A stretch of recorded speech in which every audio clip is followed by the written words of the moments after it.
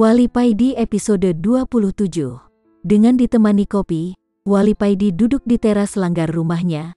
Pagi itu Wali Paidi teringat dengan aktivitas salah satu putra kiai yang dikenalnya, Gus Abu Baradewa.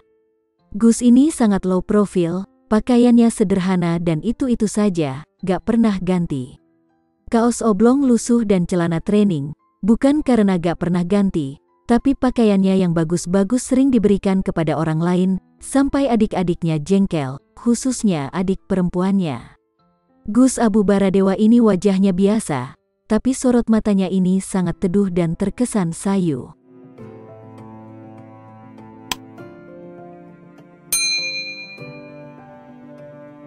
Banyak putri-putri kiai yang jatuh hati padanya.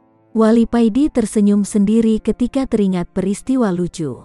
Gus Abu Baradewa ini, ketika dapat undangan resepsi mantan salah satu putri kiai besar, yang juga pernah jatuh hati padanya.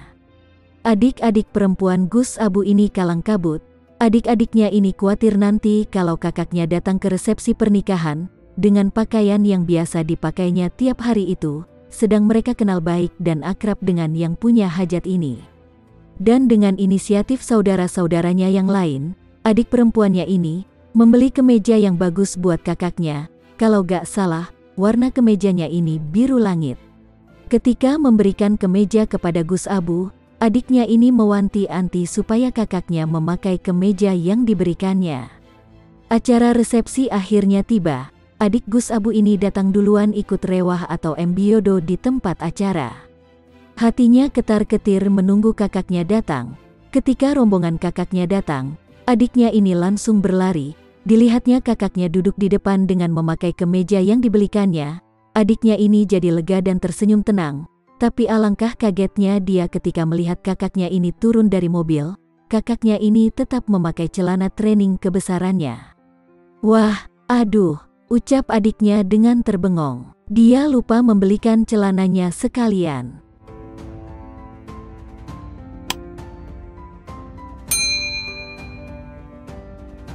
Wali Paidi menyedot rokoknya, dia masih terkenang dengan Gus yang dikenalnya, Gus Abu Baradewa. Setiap pagi Gus Abu Bara ini berkeliling melihat gubuk para santri abahnya, mengecek siapa yang sudah kehabisan beras, lalu Gus Abu Bara ini akan mengambilkan beras dari dalam. Setelah memberi beras, Gus Abu ini berkeliling lagi, melihat tanamannya, ada bunga, obat herbal, dan lain-lain. Dengan telaten Gus Abu memeriksa satu demi satu. Setelah beres, Gus Abu ini pergi ke dalam mengambil jagung, memberi makan ayam dan puluhan burung dara. Para santri kadang gak tahu siapa yang ngasih beras, karena kebanyakan para santri tidurnya pagi sehabis duhaan, mereka sendiri terlalu tawakal jadi gak sempat ngecek berasnya habis apa tidak. Setelah semuanya beres, Gus Abu ini pergi ke pasar diantar santri dalam dengan naik beca, mencari lauk pauk buat kepentingan para santri. Selama di atas becak, tidak henti-hentinya mendoakan orang yang ditemui dan dilewatinya. Sampai di pasar Gus Abu Baradewa ini masih terus melanjutkan doanya.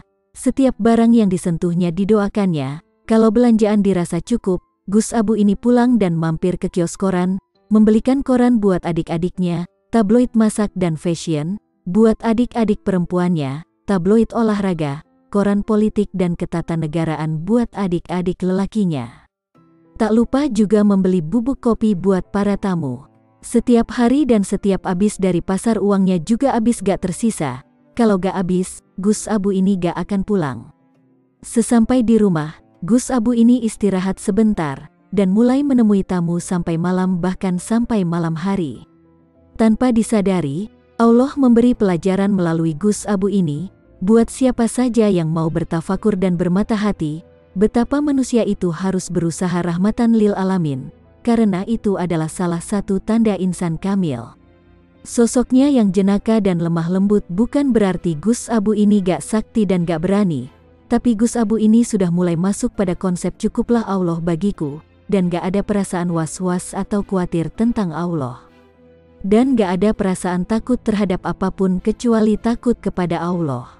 Pernah suatu ketika, Gus Abu ini membela temannya, dan karena hal tersebut, Gus Abu ini harus berhadapan dengan 6 pendekar yang sudah kesohor dan masyhur akan kesaktiannya. Ketika berhadapan, Gus Abu ini hanya mengacungkan tangannya. Seketika itu, 6 pendekar ini lumpuh gak bisa bergerak.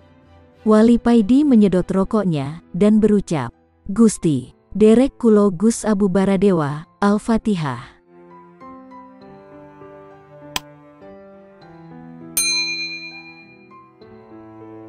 Wali Paidi episode 28. Wali Paidi bercerita, "Aku duduk melingkar bersama 5 orang sepuh yang aku tidak tahu siapa mereka.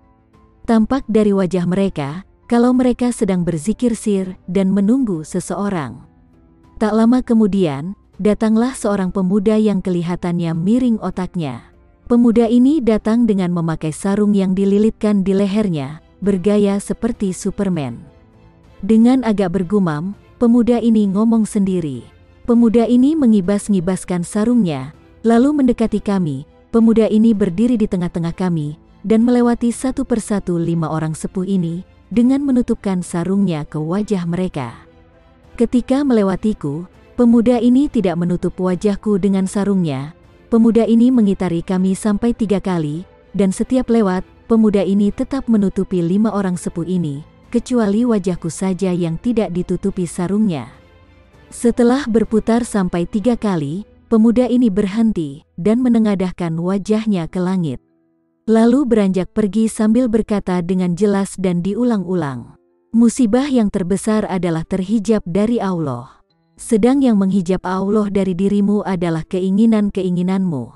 Contohnya keinginanmu punya anak, ingin nambah istri, ingin kaya, ingin rumah, ingin punya pondok, ingin banyak santri, ingin pinter, ingin punya sepeda dan lain-lain. Jadi semakin banyak keinginanmu, maka hijabmu kepada Allah semakin menebal." Seketika itu juga, menangislah 5 orang sepuh ini dengan menjerit-jerit.